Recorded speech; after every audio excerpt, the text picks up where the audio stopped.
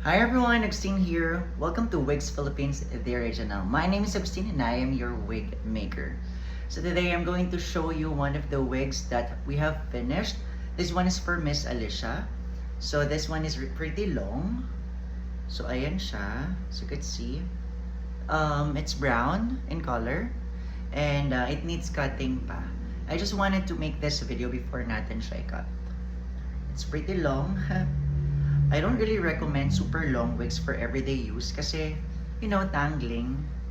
So, usually, ito for 16 inches yung gagawin nating haircut. And, yeah.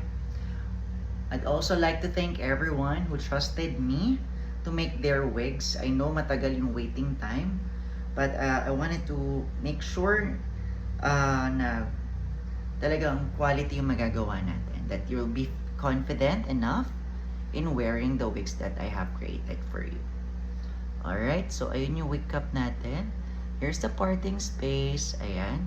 So this one, fixed parting siya sa right side. So here's what it looks like. It's pretty long actually. So I'll have to cut it here. But here's what it looks like at the moment. Ganda, no? And of course, at the back, I'll show you.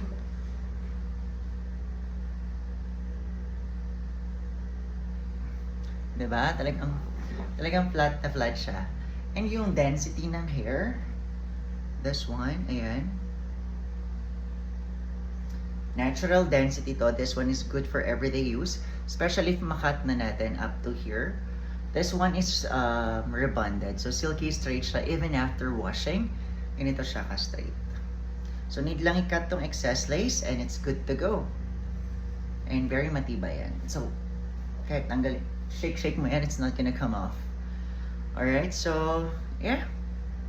If interested kayo in getting this, please do set an appointment. Just message us and we'll send you details on how to get here. By appointment po ang ating scheduling and yeah, I'll be more than happy to make a wig for you. Alright, bye!